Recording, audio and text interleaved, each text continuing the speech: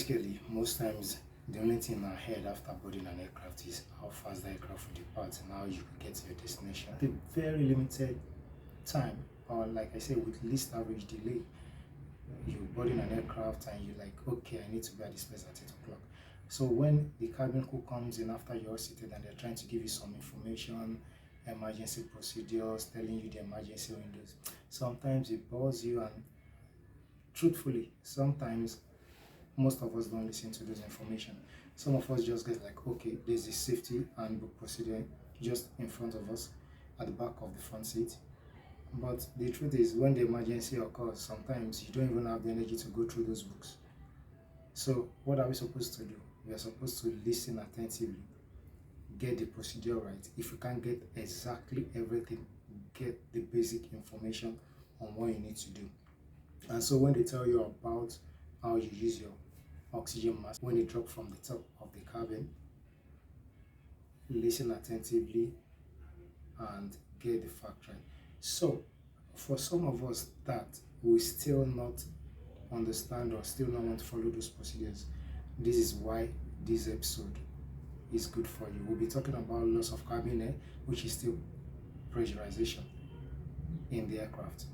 We're going to tell you what it's all about, what you need to expect when there's an indication of loss of cabin air from your body functions, and what you're expected to do, so that next time you're entering an aircraft, you already understand what you expect in case that situation happens, what you need to do, and you even understand what it's all about. So it's easier for everybody and easier for you to understand that, hey, those cabin crews are not wasting their time, those crews of the aircraft are not wasting their time saying the same thing, because you might even have a flight of 3-4 in a day, but they are not wasting their time. They're just telling you that these are the procedures. So I think with just these few things that we'll be talking about today, you understand the importance of all those things, and getting to know the nitty-gritty of what it's all about will help you in being attentive, and will also assist you like a first aid mode anytime some of these things happen and you are there and you need assistance.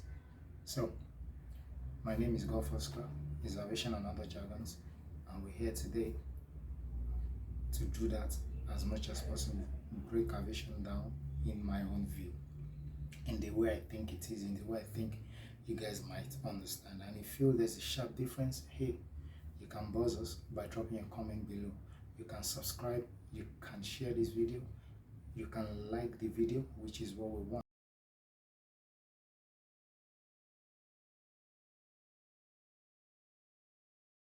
This pressurization. You wonder why your aircraft is chilling, is cold, is a closed circuit, the windows are closed and the air is moving around and everything is okay. Basically, it is achieved by the pumping of air into the cabin of the aircraft, which comes about by the sucking of air by the engine of the aircraft into the cabin of the aircraft. And it goes in, it's like a circle, it comes out. The ones that are not needed, they bleed out, as in they escape through other means.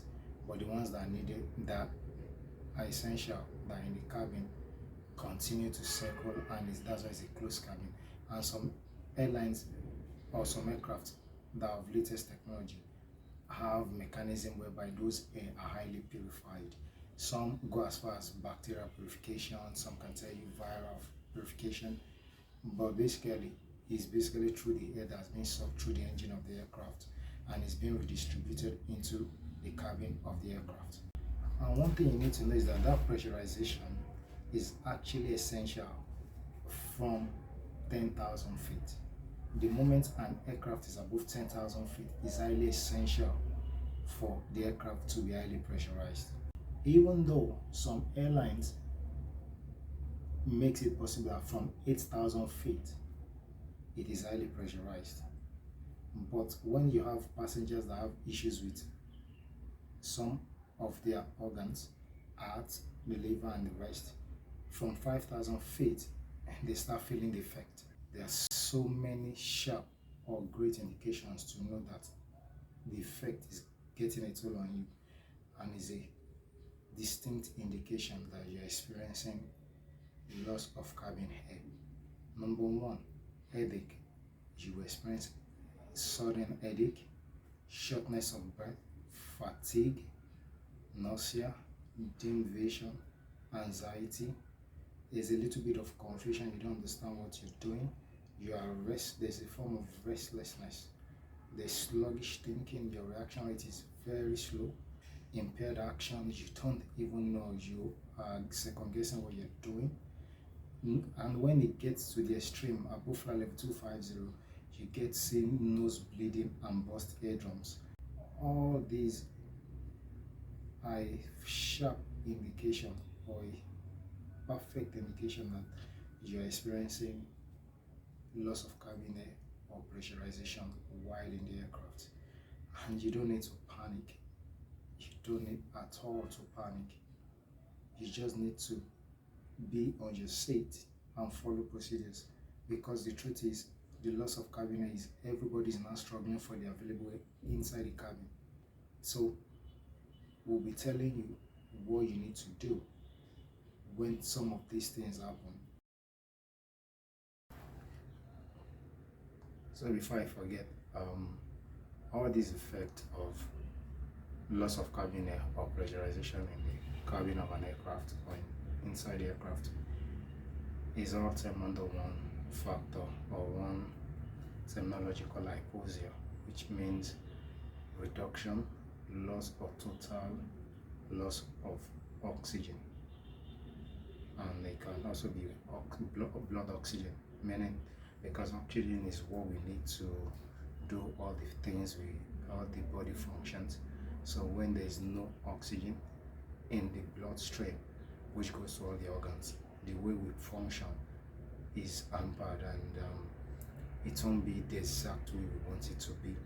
So in a way, our actions, what we do, is distorted. So all those factors from headache, from fatigue, comes from the fact that we are not having enough oxygen or oxygen in our bloodstream that goes to all those organs, into the tissues, into the kidney, into all the systems, to the systems and organs for our body to function properly and optimally.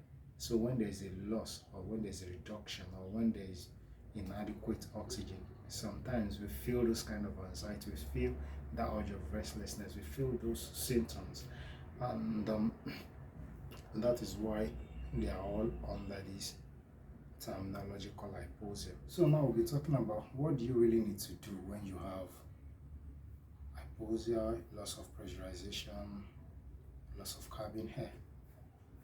3-in-1 issues. The first thing you do is for a descent clearance, or for a descent to be made to exactly 10,000 feet or any minimum safety altitude. That should be done immediately. You descend the aircraft maybe to 10,000 feet or any minimum safety altitude. This could be done even before requesting, because it now comes to an emergency situation. It's now like an emergency situation. So most times there's what we call Alpha November Charlie, aviate, navigate, and communicate. You aviate, you try to find or do the help you need to do at that time.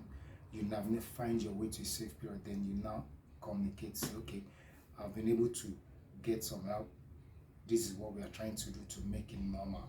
So the first thing you do, like I said, is to descend the aircraft to 10,000 feet, immediately to 10,000 feet, or to a minimum safe altitude. Another thing you need to do is to divert and land the aircraft at the nearest aerodrome. You don't need to gamble about you trying to say, okay, maybe we can do this, we can get here. The basic issue is that you descend 10,000 feet, find a way to land the aircraft as fast as possible, so that the damages, the emergency could be pulled off and people can come out safely, and the situation or the technical issues about the pressurization problem is resolved immediately. The next thing you need to do, you need to be calm and follow the procedure in the emergency handbook, or you follow instruction by the cabin crew or the pilot that are being issued at that moment. They'll be there to assist with the information. So if you're not able to get a hand on your handbook, on the emergency handbook and the procedure, or you've faulted in listening to what you're supposed to do, But one thing you need to know is that you need to help yourself first by using a mask before trying to help any other person. If you don't help yourself first, while trying to help other one, you lose energy and you're gone. So the best thing is you help yourself first, you are calm, you follow the instructions as instructed. And the most essential thing, like I was saying, that you help yourself. So how do you help yourself? The only way you help yourself is by using the oxygen mask. It's going to drop from the roof of the aircraft down to you. You follow the procedure, you use it the right way, use the one for yourself first. After using yours, then you can try and help others if those people are not able or incapacitated and they cannot necessarily offer themselves their self-help at that moment. Use your oxygen mask. Another thing that is being used is what we call nasal cannula. It's just a device that is used to pass oxygen into the nostrils for one to be able to breathe. These are things they use by the medical personnel. But sometimes if it's there, like in the first aid box, and there's a need for it, yes, it can be used. The nasal cannula can be used at that moment. But it takes someone using the mask already having a way of breathing to help others using the nasal cannula, because at that point you need energy to do those things. So the use of nasal cannula is also advisable, can be used only when the person trying to help one with that is already maxed up. So you follow this due process and I can bet you will be fine. The aircraft is created, fashioned in a way whereby all emergencies can be dealt with if you are calm and you follow the procedures. Just follow these due procedures. There might be added ones. These are just what I could come up with, but these few ones will also help you to get easy way out to survive that situation.